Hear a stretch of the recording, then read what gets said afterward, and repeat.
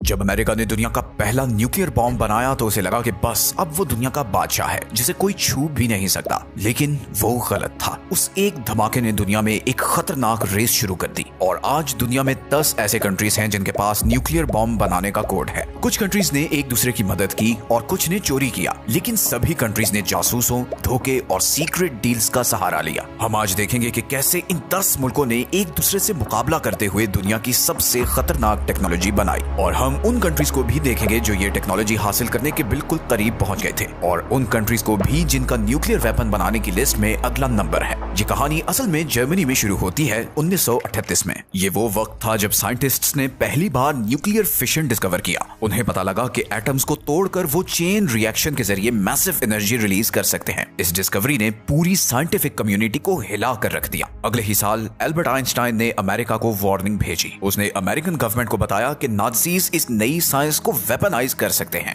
इस वार्निंग की वजह से हिस्ट्री के सबसे महंगे और सीक्रेटिव साइंस एक्सपेरिमेंट का आगाज किया गया। अमेरिका ने मैनहट्टन प्रोजेक्ट लॉन्च किया। ये एक मैसिव ऑपरेशन था जिसमें अमेरिका, यूके और कनाडा के साइंटिस्ट शामिल थे। उन्होंने अपनी पूरी जीडीपी का तकरीबन 1% इस एक गोल पर खर्च कर दिया। वो जानते थे कि उनके मुकाबले में जर्मन्स हैं जो इस प्रोग्राम पर ऑलरेडी काम कर रहे हैं, लेकिन जर्मन्स को बहुत कम कामयाबी मिल रही थी। जर्मनी ने मई 1945 में सरेंडर कर दिया और तब तक उसने न्यूक्लियर बॉम्ब तैयार नहीं किया था। लेकिन फिर जुलाई 1945 में दुनिया हमेशा के लिए बदल गई। American president Harry Trueman, Joseph Stalin और विंस्टन चर्चिल पोट्सडम कॉन्फ्रेंस में वर्ल्ड वॉर 2 के बाद की दुनिया का डिजाइन डिस्कस कर रहे थे। उसी मीटिंग में हैरी ट्रूमैन को एक सीक्रेट मैसेज मिला कि न्यू मैक्सिको में ट्रिनिटी टेस्ट कामयाब हो गया है। अमेरिका अब न्यूक्लियर पावर बन चुका था। प्रेसिडेंट ट्रूमैन ने स्टालिन को बताया कि अब अमेरिका के पास न्यूक्लियर बॉम्ब आ गया है। वो एक्सपेक्ट कर रहे थे कि स्टालिन हैरान होंगे, लेकिन स्टालिन ने सिर्फ सर हिलाया और कहा कि उन्हें उम्मीद है कि अमेरिका इसे जापान के खिलाफ अच्छी तरह यूज करेगा। ट्रूमैन नहीं जानते थे कि स्टालिन को पहले ही इस बात का पता था। सोवियत यूनियन के जासूस मैनहट्टन प्रोजेक्ट के अंदर तक घुसे हुए थे। इंटरनली स्टालिन गुस्से में थे कि अमेरिका ने उनसे पहले बॉम्ब बना लिया है। अगस्त में अमेरिका ने जापान पर 2 न्यूक्लियर बॉम्ब्स गिराए और सेकेंड वर्ल्ड वॉर खत्म कर दी। लेकिन इन धमाकों का धुआं जैसे ही छटा,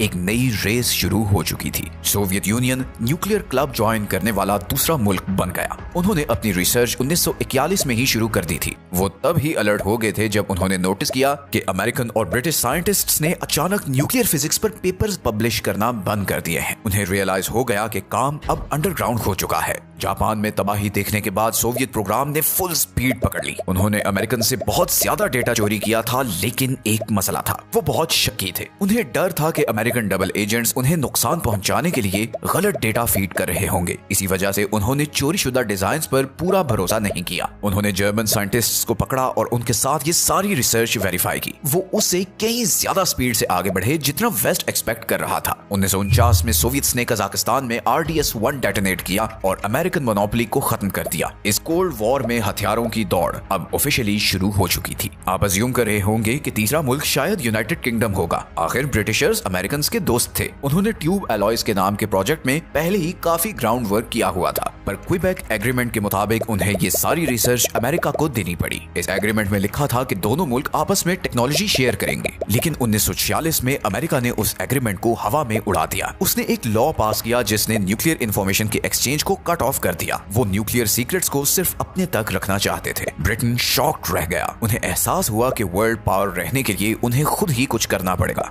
उनके पास अभी भी दुनिया की सबसे ज्यादा यूरेनियम सप्लाई थी और साथ में नॉलेज भी थी। उन्होंने बहुत तेज काम किया। 1952 में यूके ने ऑस्ट्रेलिया के साहिल पर अपना पहला बॉम्ब डेटोनेट किया, जिसे ऑपरेशन हरिकेन का नाम दिया गया, और इस तरह ब्रिटेन भी न्यूक्लियर कंट्री बन गया। लेकिन अब गेम बदल रही थी। जो बॉम्ब्स जापान पर गिराए गए थे वो फिजन बॉम्ब्स थे। अब 1950s में साइंटिस्ट्स किसी ऐसी चीज पर काम कर रहे थे जो इससे कहीं ज्यादा खतरनाक थी। वो थर्मो न्यूक्लियर वेपन्स बना रहे थे, जिन्हें हाइड्रोजन बॉम्ब्स भी कहते हैं। एटम्स को तोड़ने के बजाय ये बॉम्ब्स उन्हें आपस में फ्यूज करके बनाए जाते थे। ये बॉम्ब हिरोशिमा पर गिराए गए बॉम्ब से सैकड़ों गुना ज्यादा ताकतवर थे। ओपेनहाइमर जैसे साइंटिस्ट्स ने गवर्नमेंट को रिक्वेस्ट की कि इन्हें मत बनाओ। उन्होंने वार्न किया कि ये इंसानियत को तबाही की तरफ ले जाएगी, लेकिन प्रेसिडेंट ट्रूमैन ने उन्हें इग्नोर कर दिया। 1952 में अमेरिका ने आईवी माइक टेस्ट किया। ये पहला हाइड्रोजन बॉम्ब था। सोवियट्स ने 1955 में और ब्रिटिश ने 1957 में हाइड्रोजन बॉम्ब टेस्ट कर लिया। इंसानों का डिस्ट्रक्शन पोटेंशियल अब 1000 गुना बढ़ चुका था। न्यूक्लियर बॉम्ब बनाने वाला चौथा कंट्री फ्रांस था। फ्रांस स्विस क्राइसिस के दौरान बहुत शर्मिंदा हुआ था और उसे लगा कि सुपर पावर्स उसे दबा रहे हैं। उसने फैसला किया कि उसे अपना खुद का डिफेंस चाहिए ताकि उसे एक यूरोपियन सुपर पावर माना जाए। अमेरिका फ्रांस के न्यूक्स रखने के सख्त खिलाफ था। उसने बहुत डिस्करेज करने की कोशिश की, लेकिन प्रेसिडेंट चार्ल्स डी गॉल डटे हुए थे। उन्होंने ये कहा कि न्यूक्लियर वेपन्स फ्रेंच सॉवरेनिटी के लिए बहुत जरूरी हैं। फ्रांस ने अफ्रीका में अपनी कॉलोनीज जैसे मेडागास्कर और गैबोन से यूरेनियम सोर्स मंगवाना शुरू किया। फ्रांस अभी भी वर्ल्ड वॉर 2 की तबाही से रिकवर कर रहा था, लेकिन उसके साइंटिस्ट्स ने बहुत मेहनत की। 1960 में फ्रांस अल्जीरिया के सहारा डेजर्ट में गया और उसने वहां अपना पहला न्यूक्लियर बॉम्ब डेटोनेट किया, जिसे जेल बॉयज ब्लू कहा गया। इस धमाके ने वॉशिंगटन और पूरी दुनिया को एक मैसेज दिया कि फ्रांस को अब प्रोटेक्शन के लिए अमेरिकन मिलिट्री की जरूरत नहीं है। पांचवा मुल्क चाइना था। चाइनीज अमेरिकन के खिलाफ डिफेंस चाहते थे। शुरू में सोवियत यूनियन ने उनकी मदद की। वो चाइना को एक साथी कम्युनिस्ट कंट्री समझते थे, लेकिन फिर रिलेशंस खराब हो गए। असल में सोवियत लीडर क्रुश्चेव ने स्टालिन की लेगेसी को क्रिटिसाइज करना शुरू किया। वो वेस्ट के साथ बेहतर रिलेशंस चाहते थे। माओ जेडोंग को ये बहुत गलत लगा। उन्होंने सोवियट्स पर इल्जाम लगाया कि वो अपनी रेवोल्यूशनरी स्पिरिट खो रहे हैं। दोनों मुल्क अलग हो गए और सोवियट्स ने अपनी सारी टेक्निकल हेल्प वापस ले ली। उन्होंने चाइना को बाकी चीजें खुद फिगर आउट करने के लिए छोड़ दिया। उस वक्त चाइना में एक जबरदस्त कल्चरल रेवोल्यूशन चल रही थी, लेकिन उन्होंने सारे रिसोर्सेज न्यूक्लियर बॉम्ब बनाने में लगा दिए। 1964 में चाइना ने लॉप नूर झील पर अपना पहला एटॉमिक बॉम्ब टेस्ट करके दुनिया को शॉक कर दिया। इसके बाद उन्होंने एक और शॉक दिया। सिर्फ 2.5 साल बाद उन्होंने हाइड्रोजन बॉम्ब भी टेस्ट कर दिया। ये किसी भी कंट्री की तरफ से बेसिक फिशन बॉम्ब से एडवांस्ड फ्यूजन बॉम्ब तक जाने की सबसे तेज डेवलपमेंट थी। इस लिस्ट में छठा मुल्क सबसे ज्यादा मिस्टीरियस है और वो है इसराइल। आज तक इसराइल ने ऑफिशियली कभी एडमिट नहीं किया कि उसके पास न्यूक्लियर वेपन्स हैं। इस मामले में वो खामोशी रखता है। 1950s में इसराइल ने नेगेव डेजर्ट में फ्रांस की मदद से एक सीक्रेट न्यूक्लियर फैसिलिटी बनाना शुरू की। अमेरिकन स्पाई प्लेन्स ने ये कंस्ट्रक्शन साइट स्पॉट कर ली। प्रेसिडेंट जॉन एफ कैनेडी बहुत परेशान हुए और उन्होंने इस प्लांट की इंस्पेक्शन की डिमांड की। इसराइलीज ने टाल मटोल किया और कुछ नहीं बताया। उन्होंने अंडरग्राउंड बॉम्ब मेकिंग फैसिलिटीज को छुपाने के लिए फेक वॉल्स और हिडन एलिवेटर्स बनाए। जॉन एफ कैनेडी इसराइल को रोकने से पहले ही मर गए और उनके बाद आने वाले लिंडन बी जॉनसन काफी प्रो इसराइल थे। माना जाता है कि 1967 तक इसराइल के पास न्यूक्लियर बॉम्ब आ चुका था। दुनिया को इसकी कंफर्मेशन बहुत सालों बाद 1986 में मिली। मोर्डेशाई वानूनू नाम के एक टेक्नीशियन ने सीक्रेट इसराइली फैसिलिटी में काम किया था। उसने वहां की फोटोज ली और उन्हें मुल्क से बाहर स्मगल किया। उसने ये स्टोरी एक ब्रिटिश न्यूज़पेपर को दी, लेकिन इससे पहले कि स्टोरी पब्लिश हो सकती, इसराइली सीक्रेट सर्विस मोसाद उस तक पहुंच गई। उन्होंने एक ट्रैप लगाया। एक फीमेल एजेंट ने लंदन में अमेरिकन टूरिस्ट होने का नाटक किया। उसने वनूनू के साथ फ्लर्ट किया और उसे अपने साथ रोमांटिक वीकेंड के लिए रोम चलने पर कन्विंस किया। जैसे ही वो रोम पहुंचा, उसे ड्रग दिया गया, किडनैप किया गया और वापस इसराइली शिप कर दिया गया। उसने वहां 18 साल जेल में गुजारे। उसकी कुर्बानी की वजह से दुनिया को पता लगा कि इसराइल वाकई एक न्यूक्लियर पावर था। सातवां मुल्क इंडिया था। इंडिया सराउंडेड था। वो दो ताकतवर दुश्मनों के बीच ट्रैप्ड फील करता था। वो 1962 में चाइना से जंग हार चुका था और दूसरे बॉर्डर पर अपने राइवल पाकिस्तान के साथ लगातार लड़ रहा था। इंडिया ने कनाडा से लाए गए एनर्जी रिएक्टर में रिसर्च प्रोग्राम शुरू किया। इंडिया ने क्लेम किया कि वो बॉम्ब नहीं बना रहे, लेकिन 1974 में उन्होंने रेगिस्तान में एक टेस्ट किया। उन्होंने इसे पीसफुल न्यूक्लियर एक्सप्लोजन कहा और इसका कोड नेम स्माइलिंग बुद्धा था। दुनिया में एक खलबली मच गई। कनाडा और अमेरिका ने टेक्नोलॉजी मिसयूज करने पर इंडिया पर सैंक्शंस लगा दिए। इंडिया कुछ अरसे के लिए रुक गया, लेकिन 1990s में उसने ऑफिशियली अपने प्रोग्राम को वेपनाइज कर दिया। उन्होंने no first use policy declare की। इसका मतलब है कि वो वादा करते हैं कि वो न्यूक्स तब तक यूज नहीं करेंगे जब तक कोई और पहले इंडिया पर न्यूक्लियर बॉम्ब यूज ना करे। 8वीं कंट्री की शायद सबसे यूनिक स्टोरी है। ये साउथ अफ्रीका था। 1970s तक साउथ अफ्रीकन गवर्नमेंट बिल्कुल अकेली हो चुकी थी। बाकी दुनिया उनके रेसिज्म से नफरत करती थी और मदद करने से इनकार करती थी। उन्होंने अपने बॉर्डर्स की तरफ देखा और उन्हें हर जगह दुश्मन नजर आए। अंगोला जैसे पड़ोसी मुल्क कम्युनिस्ट कंट्रोल में जा रहे थे। उन्होंने फैसला किया कि उन्हें अल्टीमेट इंश्योरेंस पॉलिसी चाहिए। उनके पास बहुत ज्यादा यूरेनियम रिजर्व्स थे और उन्होंने उन्हें यूज करना शुरू किया। 1989 में एक अमेरिकन सैटेलाइट ने साउथ अफ्रीका के कंट्रोल वाले आइलैंड्स के करीब इंडियन ओशन में मिस्टीरियस लाइट डिटेक्ट की। ये माना जाता है कि ये इसराइल के साथ एक जॉइंट न्यूक्लियर टेस्ट था। 1980s तक साउथ अफ्रीका ने 6 फुली फंक्शनल न्यूक्लियर बॉम्ब्स बना लिए थे, लेकिन फिर दुनिया बदल गई। सोवियत यूनियन कोलैप्स हो गया। कम्युनिज्म का थ्रेट खत्म हो गया। साउथ अफ्रीकन गवर्नमेंट जानती थी कि उनका वक्त खत्म हो रहा है। वो नेल्सन मंडेला की सरबराही में आने वाली नई गवर्नमेंट को न्यूक्लियर वेपन्स देने से खौफजदा थे। उन्होंने वो किया जो कोई और कंट्री नहीं कर सकता था। उन्होंने वॉलंटरीली अपने सारे न्यूक्लियर वेपन्स डिसमेंटल कर दिए। उन्होंने सारे ब्लूप्रिंट्स डिस्ट्रॉय कर दिए और यूरेनियम को पिघला दिया। तो साउथ अफ्रीका वो अकेला मुल्क है जिसने अपने न्यूक्स बनाए और फिर सब खत्म कर दिए। नौवां मुल्क है पाकिस्तान। 1971 में इंडिया से आधा मुल्क गंवाने के बाद पाकिस्तानी प्राइम मिनिस्टर जुल्फिकार भुट्टो ने ऐलान किया कि अगर लोगों मुल्कों को घास भी खानी पड़ी, तब भी वो अपना न्यूक्लियर बॉम्ब बनाएंगे। वो इंडिया को डोमिनेट करने नहीं दे सकते थे। इस प्रोग्राम के हीरो अब्दुल कदीर खान थे। वो नेदरलैंड्स में एक फैसिलिटी में मेटलर्जिस्ट थे जो यूरेनियम इनरिच करती थी। उन्होंने अपनी क्लियरेंस यूज करके सेंट्रीफ्यूजेस के टॉप सीक्रेट ब्लूप्रिंट्स चोरी किए। उन्होंने ये सारे डिजाइन याद किए, उन्हें कॉपी किया और उन्हें वापस पाकिस्तान ले आए। इन डिजाइन ने उन्हें एक जबरदस्त हेड स्टार्ट दिया। उन्हें चाइना से भी मदद मिली जो इंडिया को चेक में रखना चाहता था। अमेरिका जानता था कि पाकिस्तान क्या कर रहा है, लेकिन अमेरिका को अफगानिस्तान में सोवियत से लड़ने के लिए पाकिस्तान की मदद चाहिए थी, इसलिए अमेरिकन ने आंखें बंद कर ली। 1998 में इंडिया के टेस्ट्स कंडक्ट करने के सिर्फ हफ्तों बाद पाकिस्तान ने भी जवाब दिया। उन्होंने पहाड़ों में 5 न्यूक्लियर बॉम्ब्स डेटोनेट किए। पाकिस्तान में सब खुश हो गए। उन्होंने प्लेइंग फील्ड बराबर कर दी थी। अनलाइक इंडिया, पाकिस्तान की फर्स्ट यूज पॉलिसी नहीं है। इसका मतलब है कि अगर उन्हें लगे कि वो कन्वेंशनल वॉर हारने वाले हैं तो वो न्यूक्लियर मिसाइल लॉन्च कर देंगे। और अब हम आते हैं इस लिस्ट के आखिरी कंट्री पर, और वो है नॉर्थ कोरिया। नॉर्थ कोरिया को उसी वजह से न्यूक्स चाहिए थे जिस वजह से बाकी सबको चाहिए थे। वो रिजीम सर्वाइवल चाहते थे। किम फैमिली को लगता था कि न्यूक्लियर बॉम्ब्स के बगैर अमेरिका उन पर अटैक कर देगा। उन्होंने शुरू में तो एनर्जी के लिए सोवियत मदद ली, लेकिन फिर एकदम सीक्रेसी में चले गए। उन्होंने वेपन्स ना बनाने का वादा करते हुए ट्रीटी साइन की और फिर उन ट्रीटीज को तोड़ दिया। उन्होंने वो डिजाइन यूज किए जो कहा जाता है कि उन्होंने पाकिस्तान से खरीदे थे। 2006 में नॉर्थ कोरिया ने अपना पहला अंडरग्राउंड न्यूक्लियर टेस्ट किया। ये एक छोटा एक्सप्लोजन था और कुछ एक्सपर्ट्स के मुताबिक ये पार्शियल फेलियर था, लेकिन वो कोशिश करते रहे। 2009 और 2013 में उन्होंने बड़े बॉम्ब्स टेस्ट किए। 2017 तक उन्होंने thermonuclear hydrogen bomb test किया और आज उनके पास इंटरकॉन्टिनेंटल मिसाइल्स हैं जो थियोरेटिकली अमेरिका तक पहुंच सकते हैं। नॉर्थ कोरिया वो अकेला मुल्क है जिसने नॉन प्रोलिफरेशन ट्रीटी से विथड्रॉ किया और न्यूक्लियर बॉम्ब बनाया। तो ये वो 10 कंट्रीज हैं जिन्होंने बॉम्ब बनाया, लेकिन कहानी सिर्फ इन तक महदूद नहीं है। ऐसे और भी मुल्क हैं जिनके पास न्यूक्लियर वेपन्स हैं। कोल्ड वॉर के दौरान अमेरिका और सोवियट्स ने पूरी दुनिया में अपने न्यूक्लियर वेपन्स छुपाए। अमेरिकन न्यूक्स आज भी बेल्जियम, जर्मनी, इटली, नेदरलैंड्स और तुर्की में पड़े हैं। रशिया ने अभी रिसेंटली टैक्टिकल न्यूक्लियर वेपन्स वापस बेलारूस में मूव किए हैं। हमें उन मुल्कों को भी देखना होगा जिन्होंने कोशिश की और फेल हो गए। आपको जानकर हैरत होगी कि कितने कंट्रीज न्यूक्लियर बॉम्ब बनाने के करीब थे।